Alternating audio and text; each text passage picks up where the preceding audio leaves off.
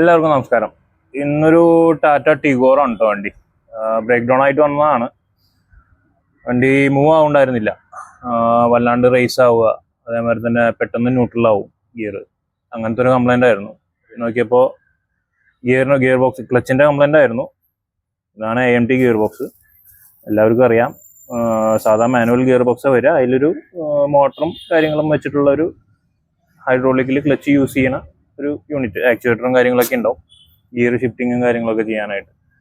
അങ്ങനത്തെ ഒരു യൂണിറ്റാണ്. ഈ ഒരു യൂണിറ്റാണ് AMT യൂണിറ്റ് വരുന്നത്. ബാക്കി നമ്മുടെ സെയിം മാനുവൽ ഗിയർ ബോക്സ് തന്നെ, അതിൽ വലിയ വ്യത്യാസമൊന്നുമില്ല. Clutch release bearing, fly wheel കാര്യങ്ങളെല്ലാം വരുന്നതാണ്. ഇതാണ് ഇതിൻ്റെ അവസ്ഥ. മാക്സിമം യൂസ് ചെയ്തിട്ടുണ്ടാവും. ഇനി ഒന്നും അതിൽ ബാക്കിയില്ല ഓടാനായിട്ട്.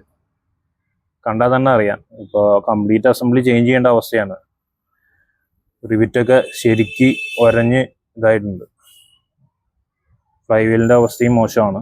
ഇപ്പോൾ മാറുകയാണെന്നുണ്ടെങ്കിൽ ഇത് കംപ്ലീറ്റ് അസംബ്ലി മാറണം. Clutch disk, pressure plate, fly wheel, release bearing ഇതെല്ലാം മാറണം. മാക്സിമം ക്ലച്ച് റേസ് ആവാൻ തുടങ്ങിയാൽ മാക്സിമം നിർത്തുക വണ്ടി. ഇല്ലെന്നുണ്ടെങ്കിൽ അടുത്തുള്ള ഒരു ഗ്യാരേജിൽ കയറ്റിയിട്ട് കംപ്ലൈൻറ്റ് എന്താണെന്ന് ചെക്ക് ചെയ്തിട്ട് ചെയ്യാൻ നോക്കുക. ഇങ്ങനെ ഓൺ ഔട്ട് ആവരുത്. ഇനിയും കുറച്ചും കൂടിയും, ഇനി എന്തായാലും ഓടില്ല, വണ്ടി ബ്രേക്ക് ഡൗൺ ആയിരുന്നു. മാക്സിമം ആൾ യൂസ് ചെയ്തിട്ടുണ്ട്. അപ്പോൾ ഇന്നത്തെ വർക്ക് ഇതാണ്.